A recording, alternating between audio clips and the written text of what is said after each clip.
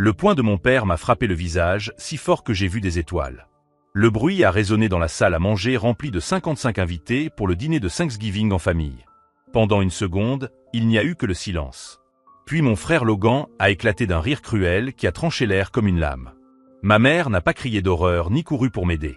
Elle s'est simplement adossée à sa chaise et a souri. « Bien joué », a dit mon père en secouant la main comme s'il avait touché quelque chose de sale. « Tu l'as mérité. » À ce moment-là, avec le goût du sang dans la bouche et 55 paires d'yeux qui me jugeaient, j'ai compris une vérité dévastatrice.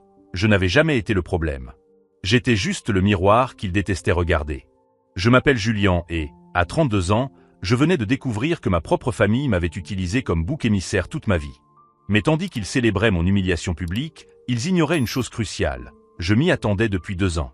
Et ce soir-là, une fois rentré chez moi, j'allais passer 3 coups de fil qui détruiraient complètement leur monde. La lettre d'invitation était arrivée 6 mois plus tôt. Du papier crème de haute qualité, des lettres dorées en relief. Ma sœur Mélissa a toujours aimé ces présentations pompeuses, plus soucieuse de l'apparence que du contenu. Cela faisait 6 mois que personne dans ma famille ne m'avait adressé la parole. Pas un mot, pas un coup de fil, pas même un message superficiel pour me demander comment j'allais. La dernière fois que j'étais dans cette maison, Mélissa m'avait crié que je me croyais supérieur à tout le monde simplement parce que je refusais d'investir dans la société de conseil en faillite de Logan. J'étais parti ce soir-là avec le bruit des portes qui claquaient et les accusations qui résonnaient dans mes oreilles. Et maintenant ça, une invitation à un dîner spécial de Thanksgiving en famille. Cher Julian, nous espérons que tu te joindras à nous pour une réunion de famille spéciale. À 3 heures de l'après-midi. À la maison familiale. Avec tout notre amour, Mélissa. Avec tout notre amour, j'ai laissé échapper un rire amer. Mes mains ne tremblaient pas de nervosité. Elles tremblaient à cause de tout ce qui s'était accumulé en silence. Des choses qui n'avaient jamais été dites, jamais pardonnées. Je me suis assis sur le bord de la chaise usée de ma cuisine, la lettre encore ouverte sur mes genoux, essayant de décider ce qui me faisait le plus mal, rester loin ou revenir. Une partie de moi savait que cela pouvait être un piège. Je n'aurais pas été surpris d'entrer et de trouver une scène passive-agressive qui m'attendait. Mais une autre partie de moi, celle qui se blottissait dans les bras de ma mère après des cauchemars, qui avait aidé mon père à poser le parquet dans le garage, qui avait cousu le costume d'Halloween de Mélissa quand elle avait 10 ans, cette partie se demandait « et si cela signifiait quelque chose ?» La conclusion n'est pas toujours enveloppée de gentillesse. Ma thérapeute m'a dit cela une fois, et cela m'est resté. J'ai acheté un billet de train ce soir-là, le régional de 9h05, qui arrivait peu après midi dans le New Jersey. J'ai choisi une cravate rouge dans mon placard. Ma mère m'a toujours dit qu'elle me donnait l'air prétentieux, comme un vendeur qui en fait trop pour impressionner. Je l'ai mise quand même. Le voyage m'a semblé plus long que d'habitude. C'était peut-être le ciel gris dehors ou la femme de l'autre côté du couloir qui sanglotait doucement dans une serviette en papier Starbucks. Je ne lui ai pas demandé. Nous portons tous nos raisons en silence. Quand je suis arrivé, le quartier semblait aussi bien entretenu que d'habitude. Les pelouses étaient tondues, les voitures identiques dans les allées identiques. En montant les marches de la porte blanche familière, j'ai remarqué quelque chose qui m'a serré la gorge. La petite plaque en bois au-dessus du porche. Mélissa l'avait changée. Avant, elle disait « les Blackwood, tout le monde est le bienvenu ». Maintenant, elle disait « la famille d'abord, toujours ». La porte s'est ouverte avant que je n'ai eu le temps de frapper. Un homme en chemise blanche et gilet noir se tenait là, tenant une tablette. « Votre nom, s'il vous plaît » m'a-t-il demandé d'un ton neutre. « Julian » ai-je répondu d'une voix sans émotion. Il a touché quelque chose sur l'écran, puis m'a fait signe d'entrer. Pas de câlin, pas de poignée de main chaleureuse comme maman avait l'habitude de le faire. Juste le protocole. En entrant, l'odeur de dinde rôtie et de romarin flottait dans la maison, familière, presque réconfortante, jusqu'à ce que je voie le plan des places collées sur le côté du buffet. Mélissa en tête, Logan à côté de maman, à côté de papa, de l'autre côté. Invité, à l'extrême gauche, invité. Sans nom, juste invité. J'ai ravalé la chaleur qui montait dans ma poitrine et j'ai tendu mon manteau à un autre employé, qui n'était pas un membre de la famille. Personne n'a levé les yeux. Personne n'a dit « Julian, quel plaisir que tu sois venu ». Le premier visage que j'ai reconnu était celui de Mélissa. Elle s'est avancée vers moi comme une actrice s'apprêtant à faire une grande entrée, les bras tendus, les lèvres étirées en un sourire parfait et poli. « Regardez qui est là !» a-t-elle annoncé, assez fort pour que toute la salle se retourne et regarde. Des rires légers, tendus, gênés. Papa a fait un signe rapide depuis son fauteuil et n'a pas bougé. Il est resté là, les jambes croisées, un verre à la main. Logan est passé devant moi sans rien dire et a pris un œuf farci sur un plateau. Je me suis dirigé vers la seule chaise libre, cachée derrière la table du buffet, le plus loin possible de la cheminée. Je me suis assise tranquillement, les mains croisées, et j'ai attendu que le malaise passe. Mais il n'est jamais passé. Les conversations tournaient autour de moi comme si je n'étais pas là. Bavardage, blagues sur la promotion de Logan, quelqu'un parlant de son fils qui était entré à Cornell. Pas un mot à mon intention. Le dîner fut servi peu avant 4 heures. La dinde semblait parfaite.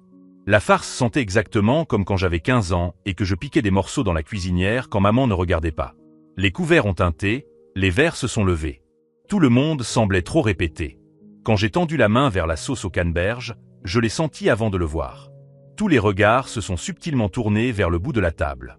Ma mère s'est levée, la chaise grinçant sous son poids. Elle a tapé une fois avec sa fourchette sur le bord de son verre de vin. Clean. 2 fois. Clean. Clean. Puis elle m'a regardé. Pas à travers moi. Pas près de moi. Vers moi. Ses yeux étaient perçants, plissés, comme si elle s'apprêtait à rendre un verdict. Et j'ai su que ce n'était pas seulement un toast. Mais tandis qu'elle arborait ce sourire d'hôtesse qui s'étirait sans jamais s'adoucir, je gardais une expression neutre. Car ils ignoraient une chose. J'avais déjà détecté les premiers signes depuis des mois. Et si vous aimez cette histoire, n'oubliez pas de vous abonner à la chaîne, car ce qui s'est passé ensuite allait changer nos vies à jamais. Le bruit des fourchettes contre le cristal a résonné dans la pièce comme un glas funèbre.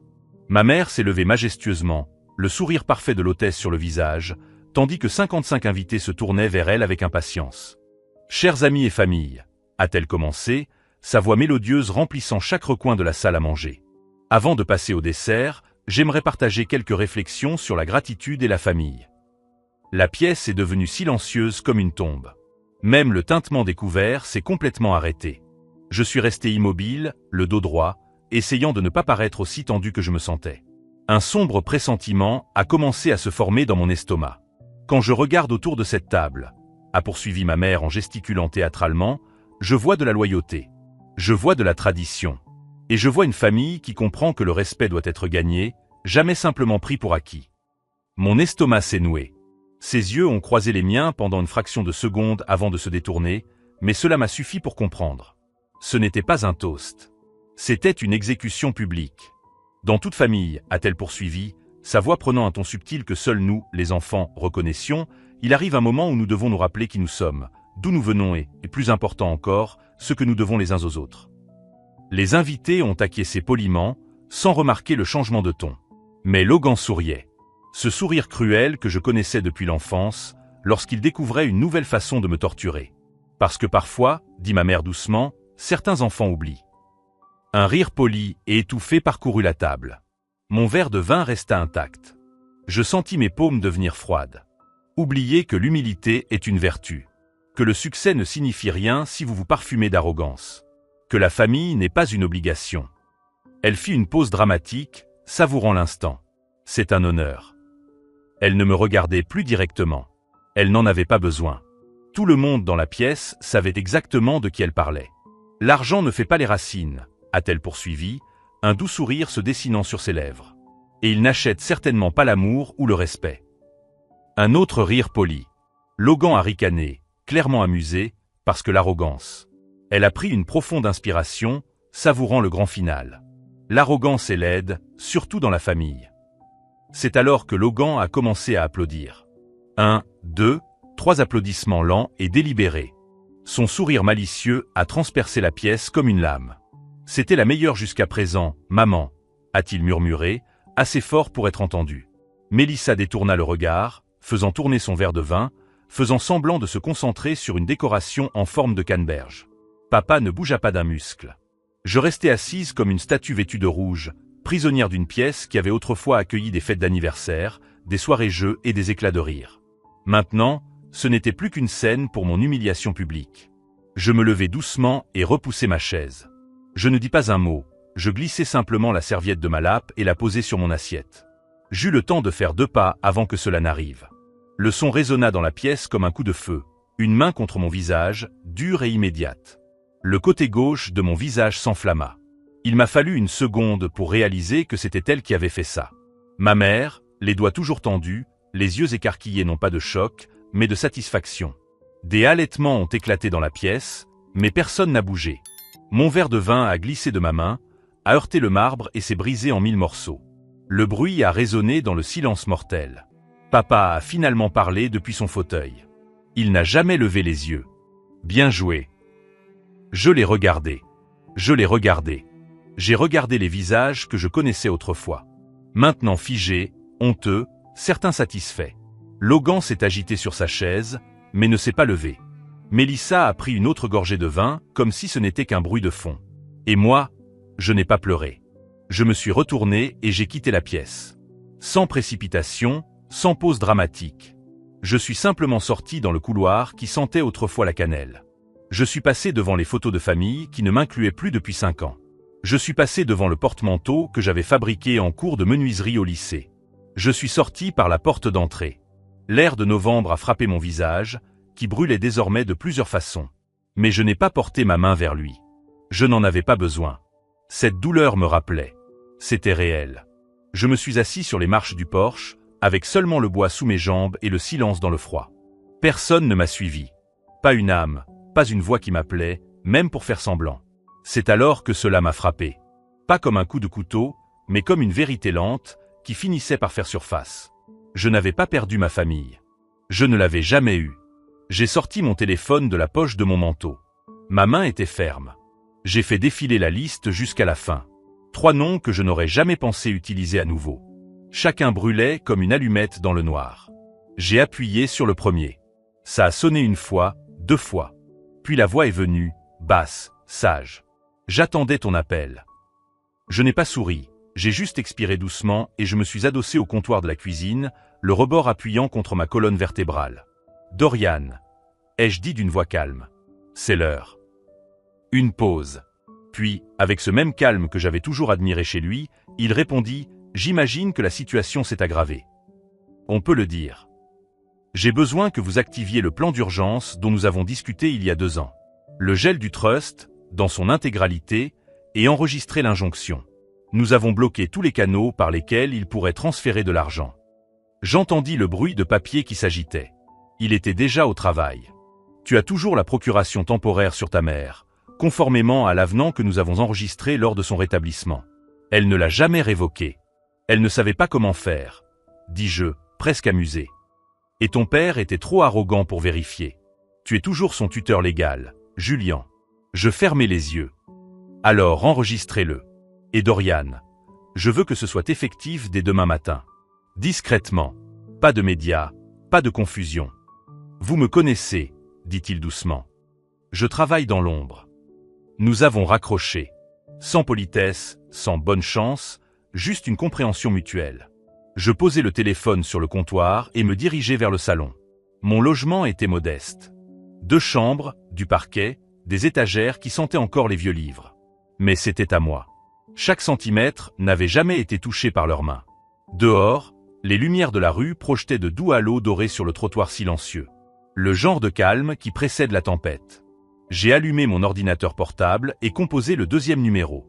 Miranda a répondu avant la 2e sonnerie. Julian. Sa voix était rauque. J'ai regardé l'heure. Minuit. Désolé de t'appeler si tard. Si tu m'appelles, c'est que c'est grave, ai-je dit, immédiatement sur mes gardes. J'ai cliqué sur le dossier de mon bureau intitulé « À utiliser s'ils franchissent la ligne ». Puis j'ai glissé les photos que j'avais prises plus tôt dans la soirée dans le bureau de mon père. Des livres de comptes, des chèques manuscrits, des registres de caisses griffonnés à la hâte au stylo bleu. Ils ont détourné des fonds de donateurs par le biais de la fondation, ai-je dit à Mélissa et aux start-up ratés de Logan. Je viens d'envoyer les photos. Je pouvais entendre sa respiration haletante. Julian, si cela se confirme, c'est criminel. On ne parle pas d'une simple tape sur les doigts. Je ne cherche pas une tape sur les doigts. Je cherche la vérité. Elle n'a pas répondu. Je m'y mets tout de suite. Attends-moi pour un rapport dans l'après-midi. Je me suis adossé, mes épaules touchant enfin le dossier de ma chaise. Je n'avais pas remarqué depuis combien de temps j'étais assis droit, comme si j'étais encore à cette table à manger. Le 3e appel a été le plus court. Je me suis levé, j'ai marché jusqu'à la fenêtre et j'ai composé le numéro de Rose. Elle a répondu avec un soupir. J'espère que c'est pour une bonne raison. Oui. Je lui ai donné le numéro d'identification fiscale de la fondation. Sans contexte, juste des chiffres. Puis je lui ai envoyé le lien Dropbox que j'avais préchargé des mois auparavant et qui contenait des sauvegardes, des numérisations, des dépenses signalées, et même les journaux de sécurité du réseau de l'entreprise de mes parents. Elle n'a posé aucune question, elle a juste dit « Vous recevrez une confirmation de la citation à comparaître dans les 48 heures ». C'était tout. Pas même un « bonne nuit ». Pas même un « merci ». Je suis resté à la fenêtre après l'appel. La lueur de la ville au-delà de Princeton était faible, silencieuse. Mon propre reflet me regardait en retour, plus vieux que dans mes souvenirs. Fatigué, mais pas brisé. J'ai fait du thé. C'était presque un réflexe maintenant. De la camomille, une goutte de miel, la tasse bleue avec l'anse ébréchée que je refusais de remplacer. Pendant que la bouilloire sifflait, mon esprit vagabondait. Il y a 2 ans, la maison sentait encore l'antiseptique et les roses des bouquets envoyés pour souhaiter un bon rétablissement. Ma mère se remettait d'une opération abdominale compliquée, et j'avais pris l'avion depuis Boston pour prendre soin d'elle. Mon père était rarement à la maison. Logan était à Las Vegas. Mélissa ne passait que pour prendre des photos pour Instagram. Il n'y avait donc que moi. Moi, le fils oublié, qui changeait ses pansements, préparait du bouillon d'os et l'aidait à se lever et à se coucher. Et pendant qu'elle dormait, j'avais accès à tout. Mot de passe, fichier, signature. À l'époque, je ne pensais pas que je m'en servirais un jour. Je les ai simplement classés, comme quelqu'un qui colle du ruban adhésif derrière un miroir en cas d'urgence, juste au cas où. Ils n'ont même pas remarqué. Maintenant, la bouilloire a sifflé. J'ai versé le thé, je me suis assis à la petite table à côté de la bibliothèque et j'ai regardé la vapeur s'élever comme une danseuse sans public.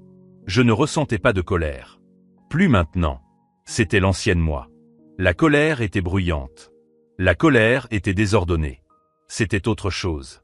Il voulait un bouc émissaire, quelqu'un à humilier, quelqu'un à pointer du doigt et à dire « Vous voyez, c'est ce qui arrive quand on dépasse les bornes ». Il voulait que la fille silencieuse reste silencieuse. Eh bien, je le resterai. Mais désormais, le silence serait mon arme. J'ai pris une dernière gorgée, fermé mon ordinateur portable et murmuré dans la pièce vide. Maintenant, nous attendons. 27 heures plus tard, les comptes de la famille ont été gelés et les appels ont commencé à affluer. J'étais dans la cuisine en train de remuer une petite casserole d'avoine lorsque le premier appel est arrivé. L'écran s'est allumé avec « Papa » en grosses lettres. J'ai laissé sonner 2 fois, puis j'ai répondu. Il y a un problème avec le trust, a-t-il dit, sans même dire bonjour. Le virement trimestriel n'a pas été effectué. J'ai appelé la banque.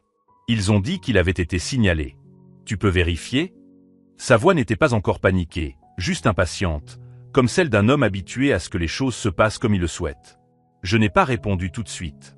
J'ai versé les flocons d'avoine dans un bol, ajouté une pincée de cannelle, puis je me suis dirigé vers la table. Non. Il y eut un silence. Je veux dire que je ne vais pas vérifier. Tu devras trouver un autre moyen. Tu as procuration, et je m'en sers. J'ai raccroché. Le deuxième appel est arrivé avant même que j'ai pu prendre une bouchée. Logan. Messagerie vocale. Puis un autre, et encore un autre. Au 4e, mon téléphone a vibré si fort qu'il a tremblé sur la table en bois. Je n'ai pas répondu tout de suite. J'ai fini de manger d'abord. Puis j'ai servi le café et j'ai enfin appuyé sur « Play ». « Tu te crois malin ?» grognatait-il, la voix étouffée par la colère. « Tu crois que nous couper les vivres te rend puissant ? On t'a créé, Julian. On t'a nourri. On t'a tout donné. Message suivant. C'est ce que tu voulais, n'est-ce pas ? Tu as toujours voulu nous détruire. Eh bien, tu as réussi. Tu es fier de toi ? Puis silence pendant 2 heures. J'ai passé ce temps à vérifier certaines factures que Miranda m'avait signalées, des dates qui correspondaient trop parfaitement au fonds de sponsoring de Mélissa. À 11h23, Mélissa a appelé.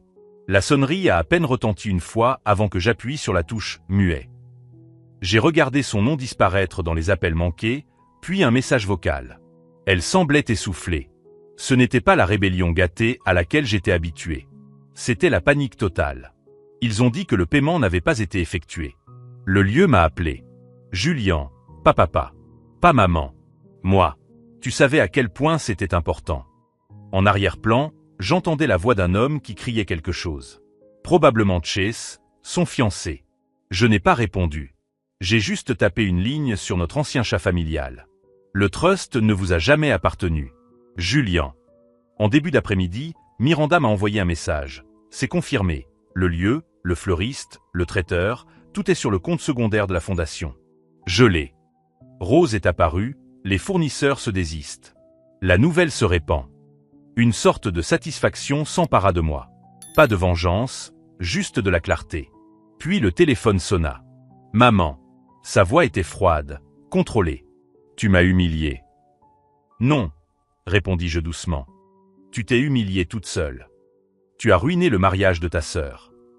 Non, tu l'as laissé voler un fonds caritatif et maintenant le système a fait ce qu'il devait faire. Je n'ai rien piraté. Je n'ai enfreint aucune loi. J'ai juste laissé la vérité éclater au grand jour. Tu as toujours été difficile, Julien. Tellement correct, tellement obsédé par la manière la plus difficile de faire les choses. Peut-être pas ton genre, ai-je répondu. J'ai raccroché. Cette fois, je n'ai même pas senti mon cœur s'emballer. Mes pensées ont été interrompues par un autre appel. Pas de nom, pas de numéro, bloqué. Un souffle silencieux à l'autre bout du fil. Puis une voix familière a dit « Julien, j'ai quelque chose à te dire au sujet de ton père. » Je reconnus la voix avant qu'elle ne dise son nom. « Julien, c'est Margie. Je travaillais avec ta tante Cécilia à l'époque. » Ma main serra le téléphone. Je n'avais pas entendu ce nom depuis des années. Tante Cécilia était morte de cause naturelle, selon le rapport du médecin légiste, 10 ans plus tôt. Elle était la seule à avoir tenu tête à mon père et avait disparu de toutes les photos de famille après les funérailles. J'ai gardé quelque chose. Elle m'a demandé de le garder. Je pense qu'il est temps que tu l'entendes. Elle m'a dit de la retrouver au bâtiment des archives du comté de Newark, au 4e étage, dans la salle des archives au fond, à 4h30 précises. Le trajet était gris. Des routes mouillées, des nuages capricieux, une bruine suffisante pour faire crisser les essuie-glaces. Le bâtiment des archives était presque vide. Le 4e étage sentait le vieux papier et la bureaucratie fantomatique. Margie semblait plus petite que dans mes souvenirs. Ses cheveux gris étaient tirés en un chignon serré. Ses yeux se levèrent et s'adoucirent. « Tu es venu. » Elle s'est dirigée vers un classeur, a ouvert un panneau caché et en a sorti une petite enveloppe en papier craft. C'était l'assurance de Cécilia, a-t-elle murmuré, au cas où il lui arriverait quelque chose. À l'intérieur se trouvait une clé USB. Simple, sans étiquette. Ne la connecte pas au Wi-Fi. Fais-moi confiance. Qu'est-ce qu'il y a dessus? La preuve de qui était vraiment ton père. Quand je suis rentré chez moi, il était déjà plus de 7 heures. J'ai éteint mon téléphone, fermé les rideaux et je me suis assis au comptoir de la cuisine avec mon vieil ordinateur portable. Pas d'internet, pas de Bluetooth. Le fichier était intitulé « Cécilia Audio 2011-04-19 ». J'ai appuyé sur Play. D'abord, il n'y avait que des parasites, puis la voix de mon père. Bon, voilà le plan. On appelle ça un trust familial. On fait en sorte que ça ait l'air clean. Les noms des enfants seront sur les documents. Une autre voix, celle de ma mère. Et le fisc, ils vont bientôt flairer quelque chose. Papa à nouveau. On transfère les actifs réels via la coquille vide, puis on place l'argent sous le nouveau trust. Seul Logan aura les codes. On n'a pas besoin que les filles fouillent dans les affaires de la famille. Une pause. Puis un rire. Julien ne remarquera rien. Il est trop occupé à jouer les nobles. J'ai mis la lecture en pause. Ma respiration s'est bloquée, comme si j'avais avalé du verre. Il ne m'avait pas seulement exclu. Il m'avait utilisé. Mon nom, mon identité, mon silence. Je n'étais pas le fils négligé. J'étais l'appât. J'ai appelé Dorian et je lui ai tout raconté. Falsification, détournement de fonds, fraude électronique. Ça suffit pour ouvrir une enquête criminelle. Je veux que ça soit rendu public. Quelques minutes avant minuit, j'ai envoyé le fichier audio à 3 personnes. Dorian, un contact au fisc, et Mélissa. 5 minutes plus tard, un message de Mélissa a clignoté sur mon écran. Qu'est-ce qui se passe? Je n'avais même pas posé mon ordinateur portable que la sonnette a retenti. Rapide, impatiente, une sonnerie stridente. À travers le Judas, je l'ai vue. Mélissa portait toujours ce blazer bleu marine rigide. Ses cheveux étaient ébouriffés. Son mascara avait coulé. Elle avait les mains crispées sur son téléphone. J'ai ouvert la porte sans un mot. Elle est entrée et m'a tendu son téléphone. C'était vrai. J'ai simplement acquiescé. Ils m'ont dit que tu étais parti parce que tu étais égoïste, a-t-elle murmuré. Ils ont dit que tu ne voulais pas faire partie de la famille. Non, ai-je répondu doucement. Je suis parti parce que je savais que quelque chose n'allait pas. Je n'avais juste aucune preuve jusqu'à présent. Elle s'est assise, raide, à la table de la salle à manger. Je ne savais pas. Je veux dire, je savais que quelque chose clochait, mais je pensais que c'était dans ma tête. Maman m'a dit quand j'avais 14 ans, Julian n'est pas comme nous. Ne lui fais jamais confiance pour les choses importantes. C'est pour ça que j'ai arrêté de te dire quoi que ce soit. Mon cœur s'est serré.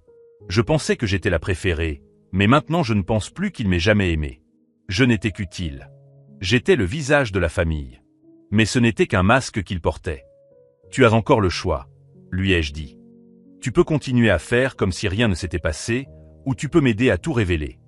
Cela me rendrait complice. Je serais exposé.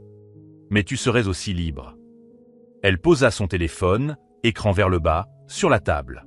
Je viens de protéger des monstres. Je signerai tout ce que vous voulez. Le moment passa, silencieux et fragile. Puis son téléphone vibra. Elle le prit et se figea. Papa vient de déposer une requête d'urgence au tribunal, dit-elle. Il essaie de bloquer l'accès à la fiducie. Il dit que vous êtes une menace pour la sécurité du patrimoine. Je me suis levé. Pas rapidement, pas de façon dramatique, mais délibérément. Mes mains se sont serrées en poing. Pas de peur, mais de préparation. L'heure de l'audience avait sonné. Et tandis qu'il pensait m'avoir coincé, il ne se rendait pas compte que je me préparais à ce moment précis depuis 2 ans. Nous sommes arrivés au tribunal peu avant midi. Une pluie fine avait commencé à tomber. Rien de dramatique, juste assez pour faire briller les trottoirs et rendre le monde légèrement plus froid qu'il ne l'était. Je suis sorti de la voiture, ma mallette à la main, et j'ai suivi mon avocat par l'entrée latérale, réservée aux audiences programmées. Pas encore de journalistes. Les sols en marbre du tribunal du comté de Bergen étaient polis jusqu'à briller presque comme un miroir. Les couloirs résonnaient légèrement du bruit des pas et du murmure étouffé des équipes juridiques qui se déplaçaient entre les salles. Dans la salle d'audience B, la température semblait artificiellement froide, comme si l'air avait été débarrassé de toute chaleur. Cela semblait approprié, compte tenu de la personne assise en face de moi. Mon père portait un costume gris anthracite, plus sombre que d'habitude, avec une cravate rouge si parfaitement nouée qu'elle ressemblait à un avertissement. Ma mère était assise à côté de lui, vêtue de crème et de perles, le dos raide et immobile. Elle ne m'a pas regardé. Logan était assis de l'autre côté, les bras croisés, la mâchoire serrée comme si elle était soudée. Leur avocat, un homme du nom de Carlton Merritt, ajusta ses poignets argentés et m'adressa un long sourire poli qui n'atteignit pas ses yeux. Nous prîmes place. La juge, une femme sévère d'une 60aine d'années appelée juge Wilford, entra, sa robe effleurant le sol poli. Il s'agit d'une requête d'urgence déposée par M. Alan Blackwood afin de lever le gel ordonné par le tribunal sur la fortune de la famille Blackwood, dit-elle d'une voix claire et sèche. Toutes les parties sont-elles présentes? Carlton se leva. Oui, votre honneur, et avec votre permission, j'aimerais commencer. Je vous en prie. Il ajusta sa cravate et s'avança, les mains croisées sur la taille. Votre honneur, le tribunal a été induit en erreur par une série d'allégations chargées d'émotions formulées par M. Julian Blackwood qui, bien qu'intelligent, a des antécédents documentés d'instabilité émotionnelle résultant d'une adolescence traumatisante. Je sentis mon avocat, M. Bristol, bouger à côté de moi, calme, imperturbable. Carlton poursuivit. Cette action récente, qui consiste à geler le trust familial, était non seulement impulsive, mais aussi vindicative. Il agit par vengeance, et non par souci de justice. Le trust, votre honneur, a subvenu aux besoins de plusieurs générations de Blackwood. Le paralyser sur la base des accusations d'un seul héritier sans preuve complète ni procédure régulière risque de causer un préjudice financier grave. Nous demandons la levée immédiate du gel et la réintégration de M. Blackwood en tant que seul fiduciaire. Il recula, présomptueux et impassible. La juge Wilford se tourna vers nous. Monsieur Bristol, votre réponse. Il se leva. Oui, votre honneur. Monsieur Blackwood souhaite s'adresser directement à la cour. La juge acquiesça. Je me levai lentement, conscient du silence, de la façon dont même la greffière marqua une légère pause pendant que je prenais la parole. Mes talons claquaient doucement sur le carrelage, à un rythme régulier. Je pris place, m'assis et regardai la juge droit dans les yeux. Quand j'ai gelé la fiducie, ce n'était pas parce que j'étais en colère, dis-je. C'était parce que j'avais enfin des preuves. Je fis une pause. Je laissai les mots faire leur effet. Pendant des années, je me suis demandé pourquoi les documents ne correspondaient pas. Pourquoi mon nom avait été omis dans des décisions financières importantes malgré les promesses. Pourquoi les signatures de mon père continuaient d'apparaître, ainsi que les miennes, alors que je n'avais jamais rien signé. J'ai soupçonné une fraude. Mais je n'ai pas agi, car les soupçons ne constituent pas une preuve. J'ai regardé Carlton, puis mon père. Maintenant, j'ai plus que des soupçons. Monsieur Bristol s'est avancé et a remis un dossier épais au greffier. Votre honneur, a-t-il dit, nous soumettons 2 éléments de preuve essentiels. Premièrement, un ensemble de documents du trust portant la signature falsifiée de Monsieur Blackwood, comparé à des échantillons certifiés conformes provenant de registres antérieurs. Ensuite, un fichier audio. Dans cet enregistrement, Monsieur Alan Blackwood est clairement entendu discuter de fraude financière, notamment de dissimulation de fonds sous le nom de ses enfants afin d'échapper au contrôle du fisc. La juge haussa un sourcil. Avez-vous l'enregistrement audio? Oui. Il a été obtenu légalement grâce à un appel téléphonique enregistré avec un témoin qui a depuis soumis une déclaration sous serment. La juge Wilford se pencha légèrement en avant. Faites-le écouter. La salle devint silencieuse. Un assistant technique apporta un petit haut-parleur et appuya sur « Play ». C'était bien là. La voix de mon père, claire et posée. Nous avons transféré le reste au nom de Mélissa. Elle ne pose pas de questions. Julian est trop curieux. Nous dirons qu'il ne fait pas partie de la succession. Revenez sur son attitude. Éloignez-le. Si le fisc regarde, nous sommes en règle sur le papier. La voix de Logan est arrivée faiblement, en riant. Tu es impitoyable. Et puis mon père a ri à nouveau. Non, je suis prudent. Personne n'a respiré. La pièce a retenu son souffle comme un seul homme. Même le faux sang-froid de Carlton s'est effrité. Il a cligné des yeux, la mâchoire crispée. Ma mère fixait le sol. Logan s'est adossé, pâle. La juge regarda mon père droit dans les yeux. Monsieur Blackwood, est-ce votre voix? Mon père hésita. Cela aurait pu être. Oui ou non? Oui, mais... Elle le coupa. Cela suffit. La salle resta silencieuse, à l'exception du bruit de la juge griffonnant une note. La juge Wilford se tourna vers le greffier. Motion rejetée. Le gel du trust de la famille Blackwood reste en vigueur. De plus, je renvoie cette affaire pour examen immédiat par les autorités fédérales pour suspicion de fraude financière et de parjure. Monsieur Alan Blackwood, Madame Helen Blackwood et Monsieur Logan Blackwood doivent fournir une divulgation complète dans un délai de 7 jours ouvrables. Carlton tenta de se lever, mais la juge leva la main. Ce n'est pas une négociation. L'audience est close. Le marteau frappa comme un coup de feu. Je me levai, pris mon manteau et continuai à avancer d'un pas régulier. Derrière moi, j'entendis mon père se lever brusquement, en colère. J'étais à mi-chemin du couloir lorsque sa voix aiguë et grave résonna derrière moi. « Tu crois que tu as gagné ?» Je m'arrêtai, me retournai et le regardai droit dans les yeux. « Non, » répondis-je. « Je crois que j'ai commencé. » Il n'a rien dit. Sa bouche s'est ouverte, puis s'est refermée, les poings serrés sur les côtés, mais il n'y avait plus rien à dire. Pas dans cette pièce, pas aujourd'hui. Dehors, la pluie avait cessé. Les nuages ne s'étaient pas encore dissipés, mais il y avait une légèreté dans l'air qui n'était pas là auparavant, le genre qui précède la fin d'une tempête. Je n'ai pas dit un mot de plus. J'ai simplement marché. Et tandis que cette bataille juridique touchait à sa fin, je savais que la véritable tempête ne faisait que commencer. Si vous suivez cette quête de justice, n'oubliez pas de vous abonner à la chaîne, car ce qui allait se passer dans les jours suivants allait non seulement changer ma vie, mais aussi révéler des secrets dont je ne soupçonnais même pas l'existence. Le premier coup est tombé 2 jours plus tard, à 7h36 du matin exactement. Le soleil venait à peine de se lever au-dessus de la ligne d'arbres à Tennyfly. Logan a été le premier à arriver à la porte d'entrée. Il a ouvert à un groupe de personnes vêtues de coupe-vent bleu marine. Service des impôts, division de l'exécution fédérale, a déclaré l'un d'eux en montrant un badge. Nous avons un mandat. Je n'étais pas là, bien sûr. J'étais à Princeton lorsque mon téléphone a vibré. C'était Dorian. Pas de message, juste une photo. Des caisses de preuves étaient transportées sur les marches devant la maison des Blackwood. Chacune était étiquetée avec des étiquettes imprimées. Je n'ai pas souri. J'ai juste murmuré « Vous avez ouvert cette porte ». Je n'ai fait que tenir le miroir. De retour à Tennyfly, la panique s'était emparée de tout le monde.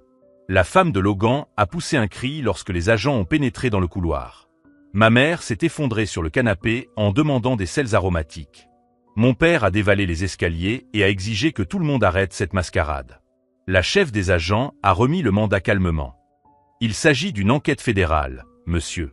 Vous pouvez contacter un avocat, mais la perquisition se poursuit.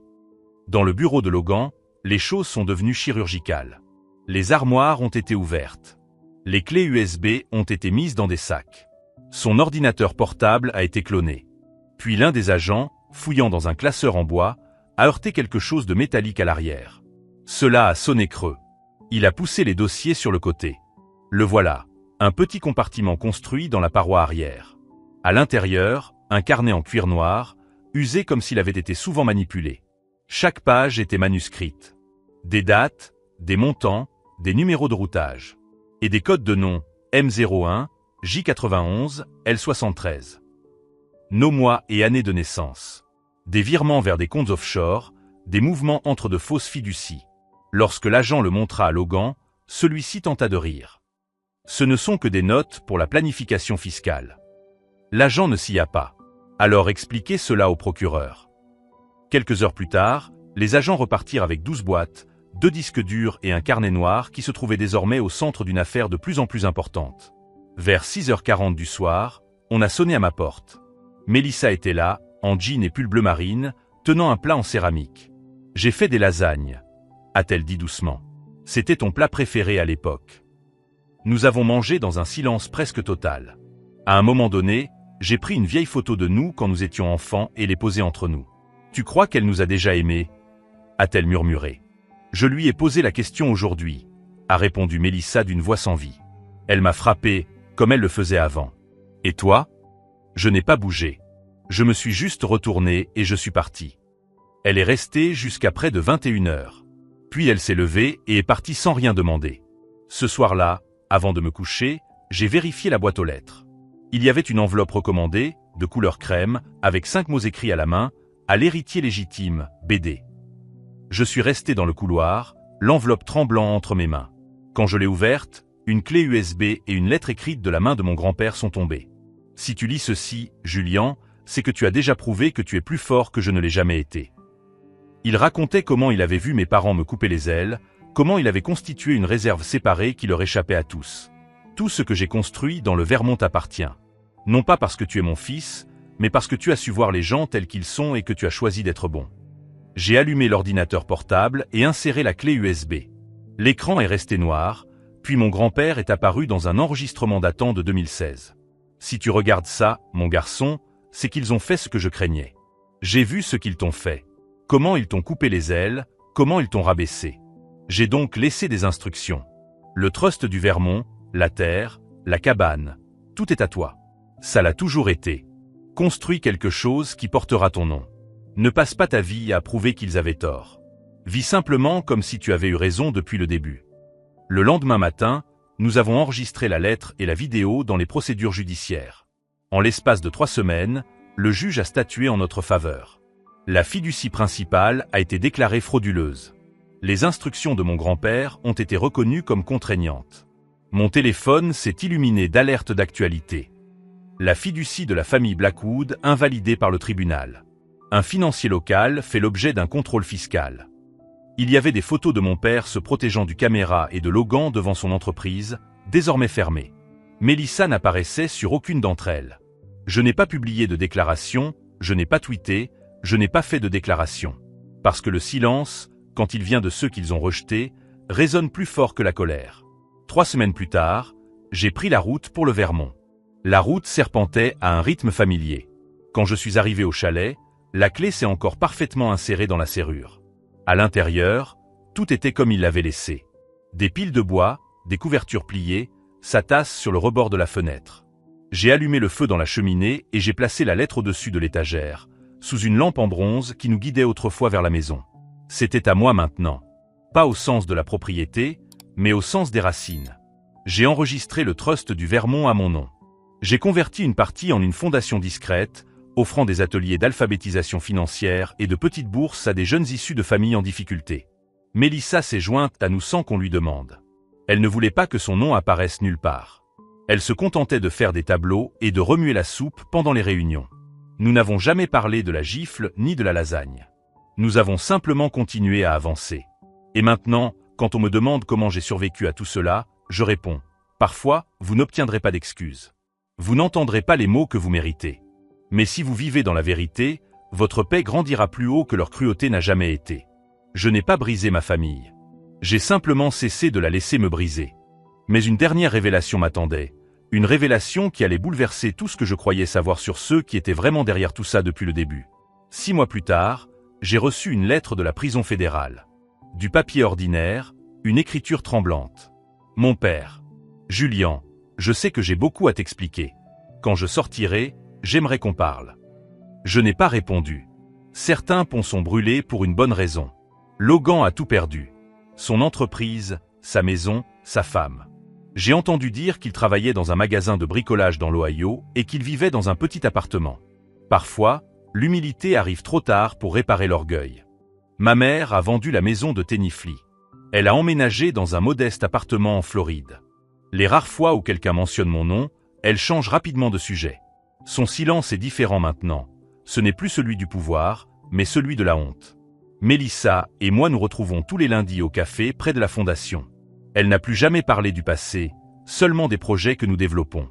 La semaine dernière, nous avons aidé une jeune fille de 18 ans à échapper à une famille toxique et à obtenir une bourse universitaire. Vous m'avez sauvé la vie, m'a-t-elle dit lors de notre dernière rencontre. Je ne l'ai pas sauvée. Je lui ai simplement montré qu'elle avait le pouvoir de se sauver elle-même. Le Vermont est devenu mon refuge. Je passe mes week-ends dans la cabane de mon grand-père, à lire, à écrire, à planifier de nouveaux projets pour la fondation. En hiver, la neige recouvre tout d'un manteau blanc et paisible. Parfois, des visiteurs me posent des questions sur ma famille. À propos de la grande dispute dont les journaux ont parlé. Il n'y a pas eu de dispute, réponds-je calmement. Seulement la vérité. La vérité est puissante. Elle n'a pas besoin d'être criée, elle n'a pas besoin d'être imposée. Elle a seulement besoin d'être révélée au bon moment, par les bonnes personnes. J'ai appris que la vengeance ne consiste pas à détruire ceux qui t'ont fait du mal. Il s'agit de construire quelque chose d'aussi solide que le passé ne peut plus vous atteindre. Ils ont essayé de me faire croire que j'étais le problème. Que mon honnêteté était de l'arrogance, que mon intégrité était de la naïveté. Mais ceux qui ont confondu ma gentillesse avec de la faiblesse avaient tort. Au final, j'ai découvert quelque chose qu'ils ne comprendront jamais. On peut être gentil et fort à la fois. On peut pardonner sans oublier. On peut aller de l'avant sans se laisser marcher dessus. Aujourd'hui, quand je me regarde dans le miroir, je vois l'homme que mon grand-père espérait que je devienne. Pas parfait, mais intègre. Pas vindicatif, mais juste. La dernière fois que j'ai entendu parler de mon père, il purgeait une peine de 2 ans de prison pour fraude fiscale. Logan a perdu la garde de ses enfants et travaille pour payer ses dettes. Et moi, je prévois d'ouvrir le 2e siège de la fondation.